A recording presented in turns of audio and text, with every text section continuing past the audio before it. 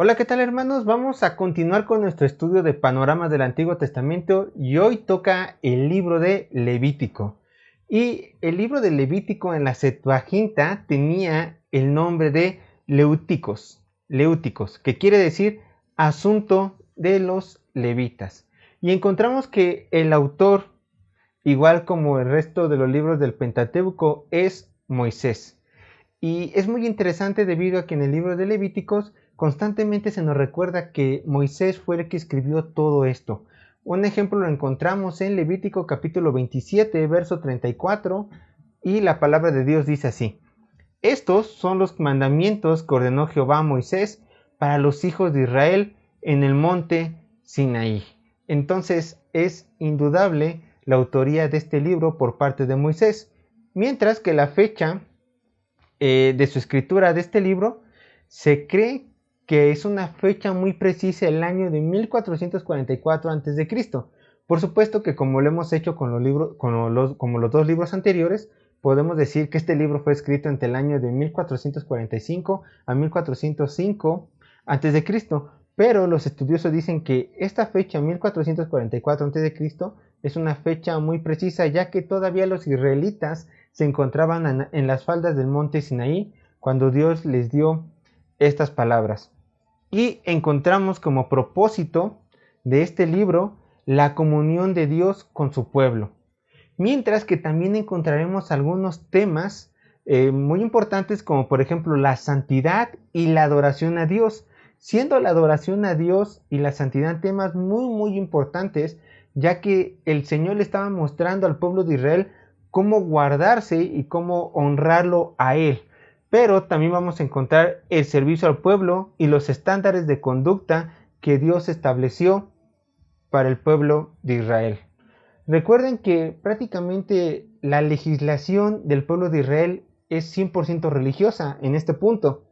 Entonces, Dios ya había cumplido con su palabra a Abraham de hacer una gran nación, primero dando un pueblo, recuerdan que la cuenta alrededor de aquel entonces era de 2.500.000 personas del pueblo de Israel. Ahora ya les estaba dando una constitución y los estaba preparando para el último paso, que era darles una tierra y ahora sí consolidarlos como toda una nación. Vamos a continuar con el bosquejo y lo vamos a dividir de esta manera. El punto número 1 es: el camino a Dios es por medio del sacrificio, abarcando los capítulos 1 al 10. Inciso A: las ofrendas y las normas que las regían, del capítulo 1 al capítulo 7. E inciso B: la consagración de los sacerdotes y sus deberes, del capítulo 8 al capítulo 10. Y tenemos como segundo punto el camino de Israel en comunión con Dios, del capítulo 11 al capítulo 27, siendo el inciso A la vida diaria del pueblo de Dios, del capítulo 11 al 22, inciso B las fiestas del pueblo de Dios, del capítulo 23 al 25, e inciso C promesas y advertencias al pueblo de Dios, del capítulo 26 al 27. Entonces vamos de lleno con el punto 1, inciso A, que son las ofrendas y las normas que las regían. Y aquí este libro provee una descripción detallada de los distintos tipos de ofrendas que Dios quería que su pueblo debía de presentarles. En esta descripción se deja claramente establecido cuándo, cómo y quién debería presentar estas ofrendas, siendo la primera la ofrenda del holocausto, capítulo 1, verso 1 al 17 del libro de Levíticos. Esta ofrenda del holocausto consistía en que el animal que se ofrecía debería de ser totalmente consumido por el fuego. No se permitía que el animal pudiera tener alguna deformidad o defecto de ningún tipo. Los sacerdotes previamente tenían que inspeccionar minuciosamente al animal para ver que realmente podía ser una ofrenda agradable a nuestro Señor. Y por supuesto que también estas ofrendas se iban a tener que dar dependiendo a nivel económico de cada persona. Por ejemplo, en el verso 3 habla de animales vacunos, pero en el verso 10 habla que también se puede dar para esta ofrenda ovejas o cabras, Mientras que en el verso 14 se menciona que también para el holocausto se puede dar un ave, siendo por supuesto ave dando en holocausto una persona un ave, teniendo poco nivel económico, pero todo el pueblo de Israel tenía que dar ofrenda al holocausto. La siguiente ofrenda es la oblación, y esta la encontramos del capítulo 2, verso 1 al 16. Y esto es lo que se conoce como una ofrenda incruenta, es decir, una ofrenda sin sangre. Esto nos muestra que a Dios le agrada también las ofrendas del producto del fruto de la tierra. Había 3 variaciones de tipos de ofrenda de oblación. La primera, la de flor de harina sin cocer, y esta la encontramos en el capítulo 2, verso 1 al 3. La segunda, flor de harina cocida, del capítulo 2, verso 4 al 13. Y la tercera, el grano tostado de la cosecha, del capítulo 2, verso 14 al 16. La tercera ofrenda que encontramos es sacrificio de paz. Esta la encontramos en el capítulo 3, del verso 1 al verso 17. Y la forma de presentación de esta ofrenda es similar a la del holocausto, pero su significado era diferente. Este sacrificio era un sacrificio de paz que simbolizaba la paz y la comunión entre Dios y el ofrendante. En el verso 11 se menciona que este sacrificio era una vianda, es decir, una comida. Por lo tanto, debía de ser comido por el ofrendante y por los sacerdotes, quienes eran representantes de Dios. La siguiente ofrenda, la cuarta, es la ofrenda del sacrificio por el pecado.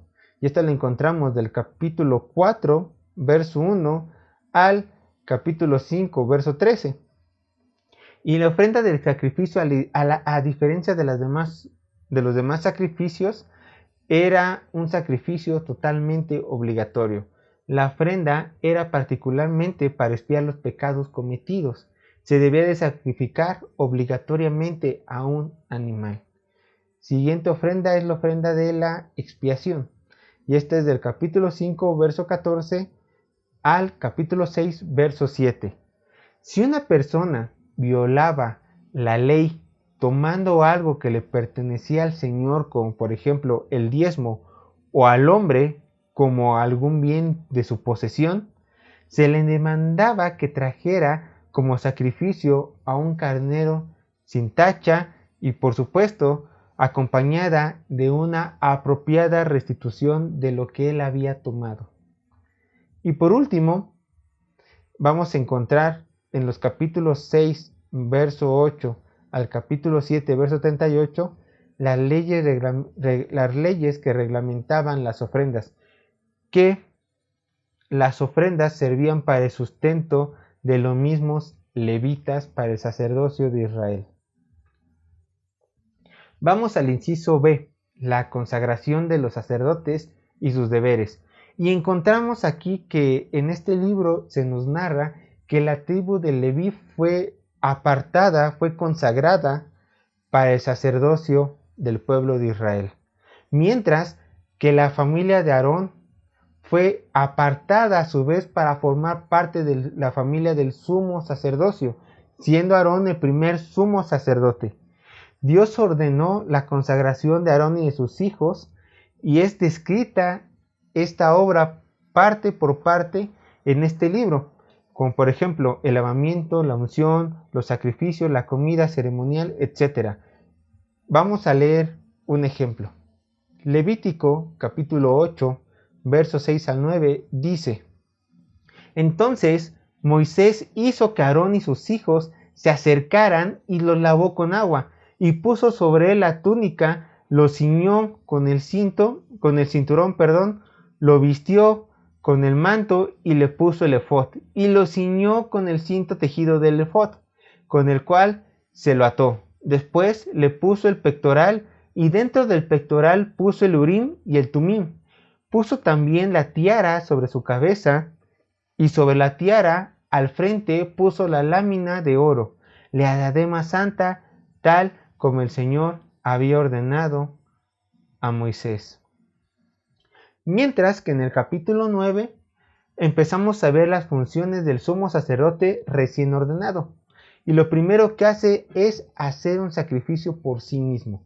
A partir de aquel momento todo estaba ya listo de acuerdo a las instrucciones de Dios para que el pueblo pudiera hacer todos los ofrecimientos que se les había ordenado anteriormente. Debemos recalcar algo, que es mencionada en estos pasajes y prácticamente en el Antiguo Testamento la gloria de Dios, que era la forma en la cual en la Biblia, en el Antiguo Testamento, en el libro de Levíticos, se nos describe cuando Dios se hace visible ante su pueblo. Un ejemplo lo encontramos en el libro de Levíticos, capítulo 9, verso 23 a 24, y dice así la palabra de Dios.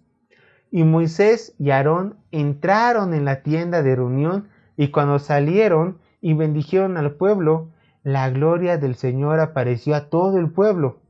Y salió fuego de la presencia del Señor que consumió el holocausto y los pedazos de grasa sobre el altar. Al verlo, todo el pueblo clamó y se postró rostro en tierra. Prosiguiendo al siguiente capítulo, vamos a ver que el capítulo 10 es un capítulo un tanto controversial, ya que se menciona la muerte de dos personas, de Nadab y Abiú, los hijos de este Aarón. ¿Y cuál fue la razón de su muerte? Bueno, Dios los mató. Dios no se oculta y dice, no, alguien más lo mató. No, Dios da la cara y dice, yo los maté. ¿Por qué? Porque ellos dieron fuego extraño, prendieron fuego extraño en mi presencia. Y vamos a leerlo, esto lo encontramos en Levítico, capítulo 10, verso 1 al 2. Dice así la palabra de Dios.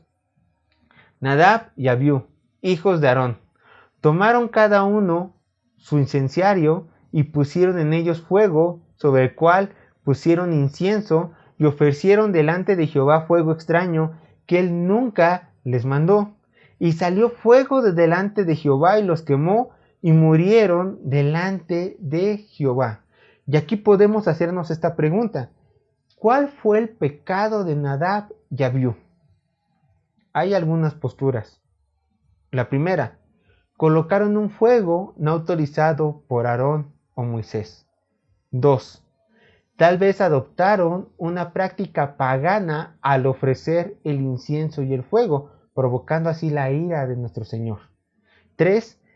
Tal vez estaban borrachos al entrar a la presencia de Dios, y esto se piensa ya que en el verso 9 Aarón recibe una instrucción en cuanto al vino.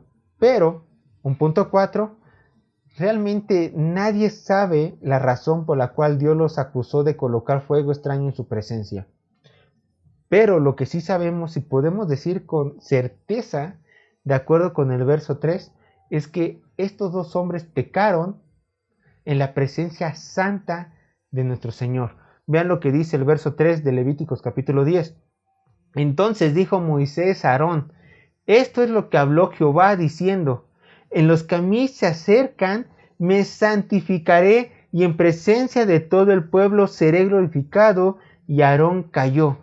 Me santificaré. Estos hombres pecaron en la presencia de Dios y Dios se santificó y en una ira santa, justa, perfecta, aniquiló el pecado que estaba enfrente de él. O sea, mató a los hijos de Aarón. Podemos también preguntarnos, ¿Dios fue justo por haber matado a estas dos personas? Por supuesto, por supuesto. Dios no toma por inocente al culpable. Y estos hombres fueron encontrados culpables delante de la presencia de Dios por haber por haber introducido fuego extraño. Dios sigue siendo totalmente justo y Dios tenía que santificar su nombre. Por eso los aniquiló.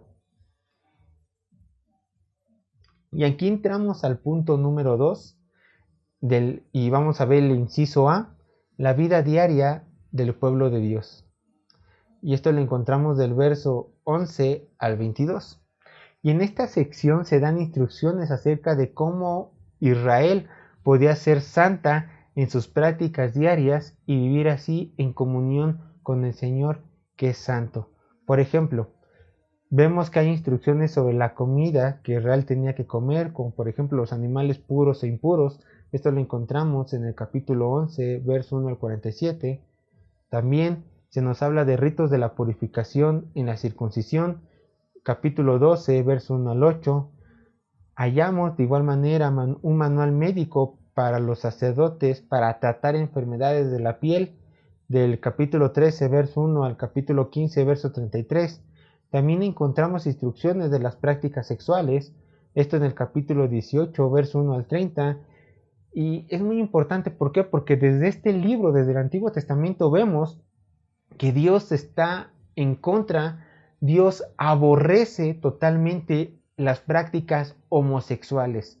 Tener relaciones sexuales con personas de nuestro mismo sexo es una práctica que Dios aborrece totalmente, y también habla sobre el bestialismo, es decir, práctica de un ser humano con un animal.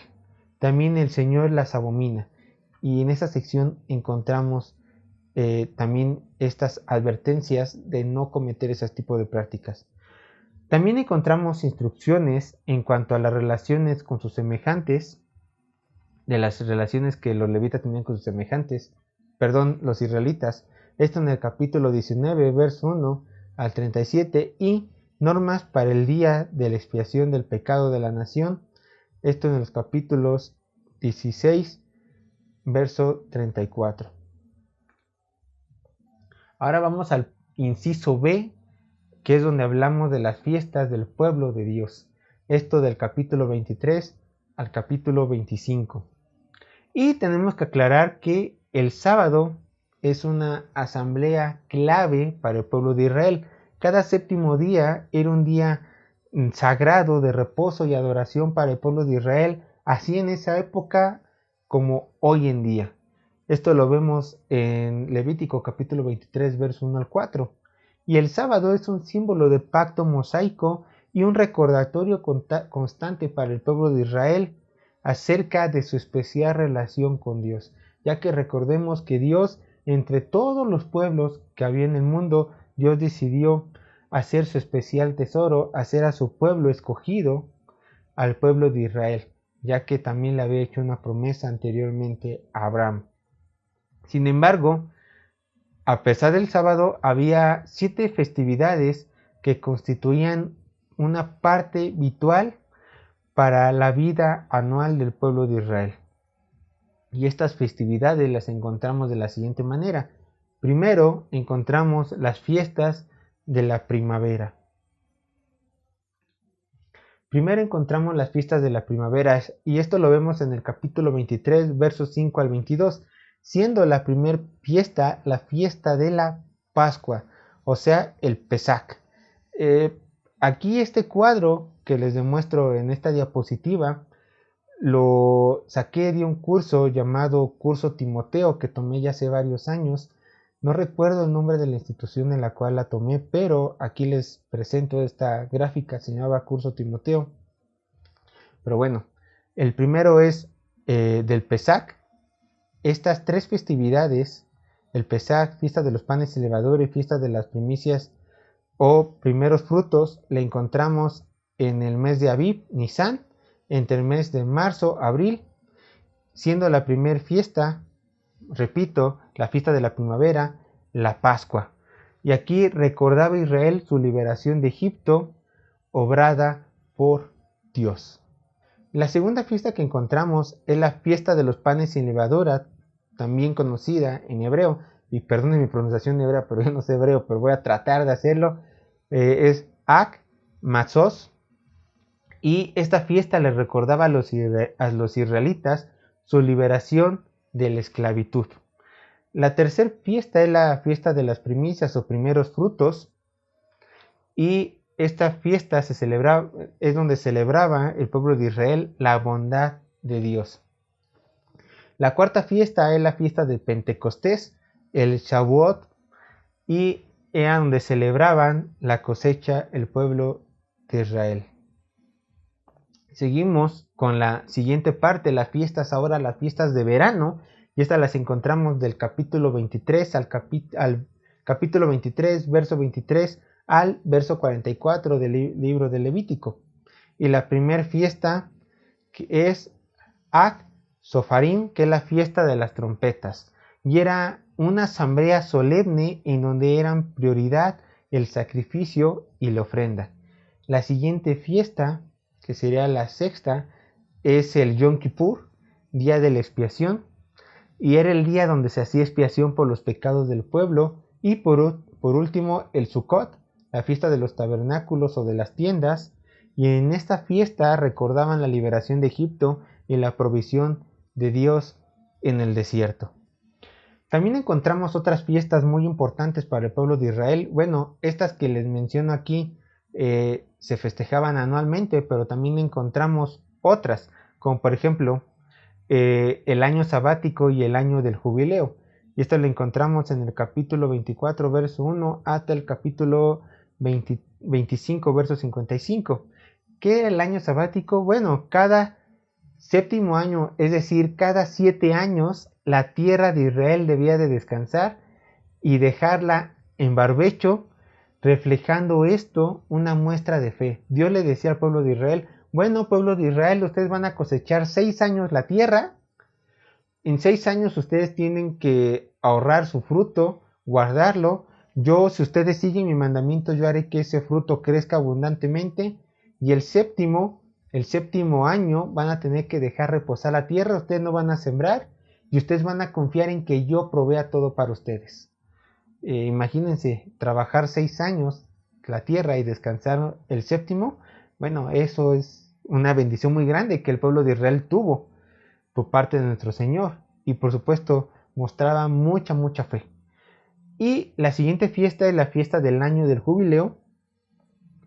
La fiesta del año del jubileo, y esta fiesta se celebraba cada 50 años.